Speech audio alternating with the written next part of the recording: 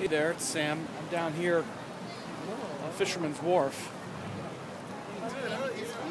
making a quick update about the transit of Venus. Just went into Taurus, and Venus will be joining Jupiter for the next few weeks. Look at this guy. We got the Grim Reaper behind us, entertaining the kids.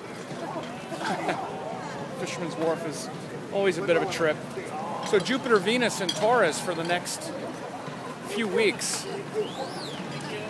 Now, this brings together the two Brahmins, the two teachers, and they're in the same place. Of course, Jupiter has been in Taurus since May of last year, May of 2012.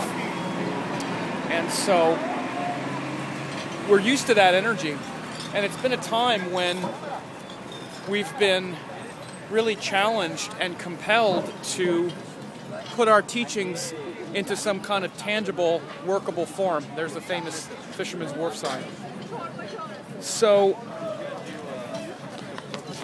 this last year has been about not just having some philosophical concept of truth or philosophy or what we believe in, but actually turning it into something tangible. Embedded routines, daily rituals, things that have to do with Taurus, which also have to do with, pleasure. Things like changing our diet to reflect our principles is a big thing with Jupiter and Taurus, and even doing things like making a commitment, a tangible commitment of resources and money, which is a Taurus thing, toward things that give us hope and pleasure and that we want to learn, which is a Jupiter thing, is big. So you might have seen a lot of this the last year as Jupiter has been in Taurus. Now that Venus is there, Venus is the ruler. So Venus brings a more tangible, practical, or I should say a more sensual reality there, because Taurus is literally the reflective quality of Venus.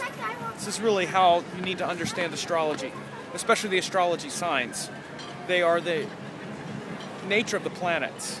So the signs are how the planets feel. Taurus is how Venus feels psychologically, because it's the feminine, which is psychological, quality of Venus. Libra is how Venus expresses externally, through an intellectual, harmonizing way. Taurus is where we want to gather pleasure and enjoyment and hold on to it and share it with those in our family and those we love, and have it be something solid in our life. That's why Taurus is the most solid. It's fixed earth. So we really want our, the most unshakable part of our life, which is really what Taurus is about. It's that feeling of sort of unshakable certainty. We want those things to be things we like, things that are pleasurable, things that are enjoyable, not just for us, but for our loved ones and those in our sphere. That's what Taurus is. That's just what the Taurus principle is.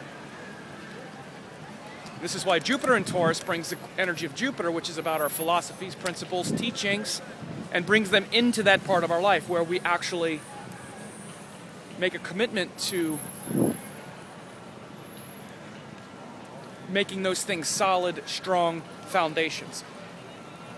So it's not just some abstract principle, which is what Jupiter can be, but now it's an abstract principle that's also in a tangible form, something that we're actually committed to, and that is filling our daily life with beauty.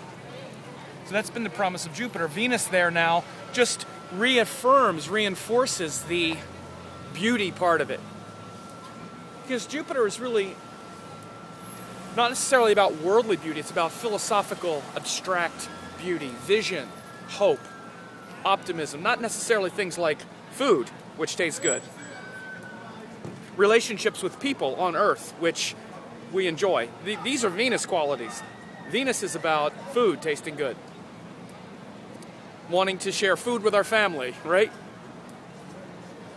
Or as our ex-president George Bush used to say, put food on your family. I mean, yeah, so wanting to share beauty and sustenance and growth with those we love is the Venus principle, as I said.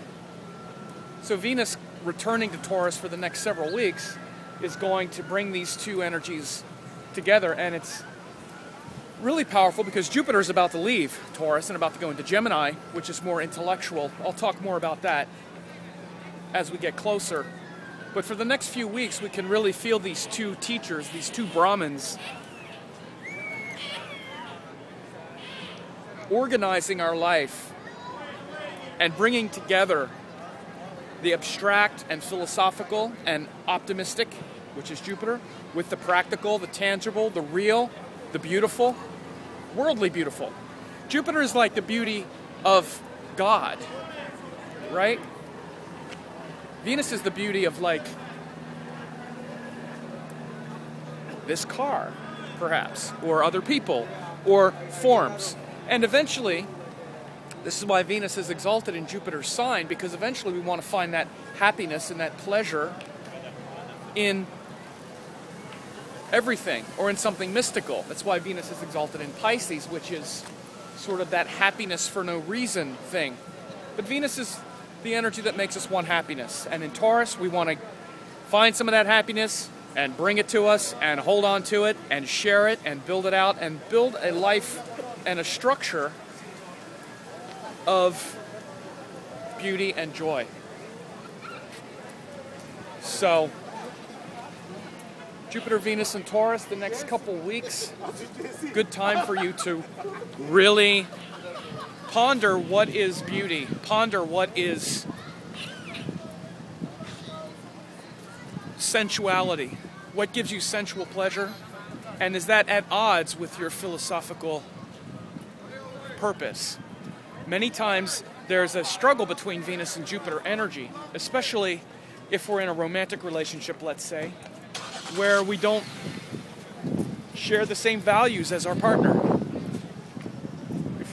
If the things that we're seeking to make us happy are at odds with our deeper philosophical principles, then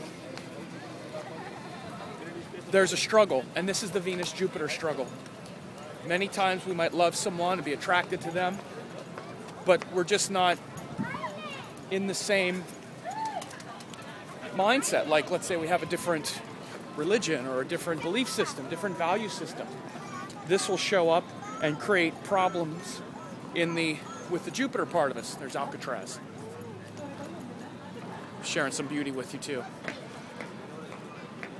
So if you're in a relationship, for instance, which has to do with Venus energy, and you don't share the same values as your partner, you don't feel like you're moving in the same direction, there could be some problems for the next few weeks. You'll be aware of that now. It's very interesting because Jupiter is where we expand through hope and where we get a vision of something. Jupiter is abstract and visionary. All great, let's say, spiritual teachers or leaders, or all great teachers in any sense, have a sense of vision. They have a sense of where we are now and where we can go and all that's possible. That hopeful possibility is Jupiter. That abstraction, that miracle that says, my life isn't just about here on Earth, it's about this big thing. How that comes down to Earth, though, is imagining how our life on Earth can be this big thing. And how what we are living in the present doesn't necessarily mean we have to live that in the future. And that includes if we come from a bad childhood or we have a difficult past, the past doesn't equal the future.